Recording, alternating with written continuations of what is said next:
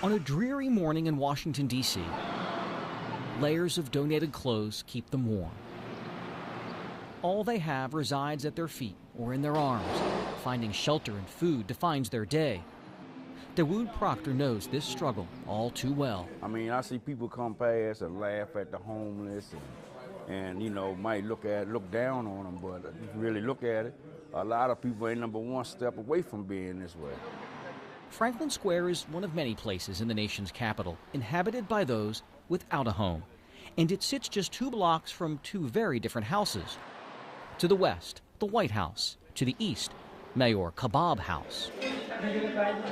This is Sunday morning. Owner Kazi Manan was in early on this particular day. With every dish, magic is that how much you had to stir it. He and his staff are preparing a special feast for customers at his Pakistani Indian restaurant. Potato, cauliflower, chicken, naan bread, chickpeas, and vegetable biryani. But these dishes are destined for an audience that's rarely welcome in elegant eateries. I knew about this place being here and passed it through my everyday travels. For the past few months, Manan has opened his restaurant to the homeless. Oh, we are blessed. Look, blessings are here. They're waiting for us to serve them. Isn't it amazing? Sometimes it comes in 15, 20. Sometimes they come like nobody. We are waiting. God, please send somebody, right? Nearly 20 people on this day, rainy, cold, and wet. Oh, came in from the elements for lunch. What you guys like to drink, tea or coffee? They're treated like any other guest. Tea, okay. What about you? Except for one key difference. Coffee. You, brother? They eat for free. Anytime, any day. Restaurant is open. You are most welcome.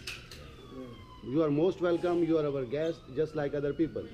Anything you like with the menu or with the buffet, you're most welcome. Eat free. Yes, it's shocking to me because I didn't think it was brothers out there that really cared for us to, you know, to help support the needs of the homeless. He went without rice. Give him a tandoori chicken. Give him a potato cauliflower, and give him. You want bread? So we appreciate this guy right here bringing us down to eat, because sometimes on Sundays it's slow. But sometimes we got to go around and beg, or try to sometimes, you know, we get a cup and try to make money, to try to find ourselves way out to eat, trying to survive out here. You guys are the most important guests for me. Manan's boundless optimism and love of food was not cultivated at a high-profile culinary institute. A lot of ginger and garlic paste. His desire to provide stems from a painful uncertainty that defined his childhood.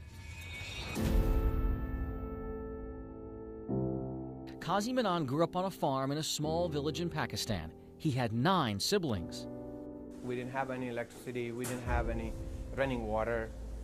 And the school was, believe me or not, was under the tree.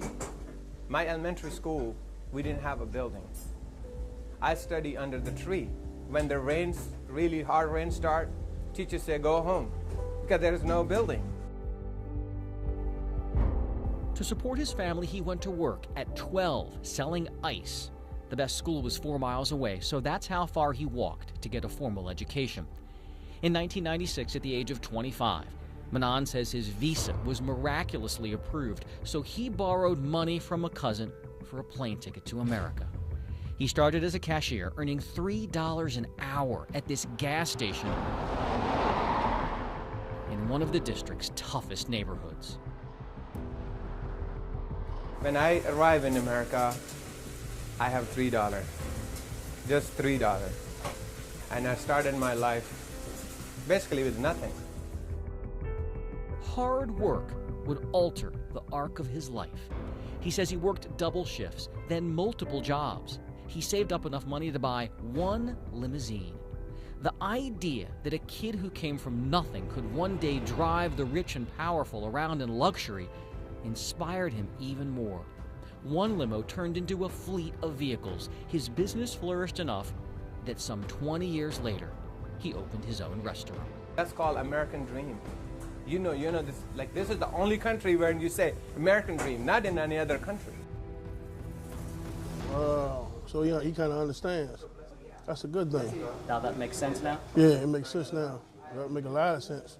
He was blessed to obtain things through his struggle, and it's like he didn't ever give up. But to fully understand this man, you should know one more thing. I love to prepare this food for a homeless shelter. Every Sunday, he makes extra food and delivers it himself to those in need in another part of the city.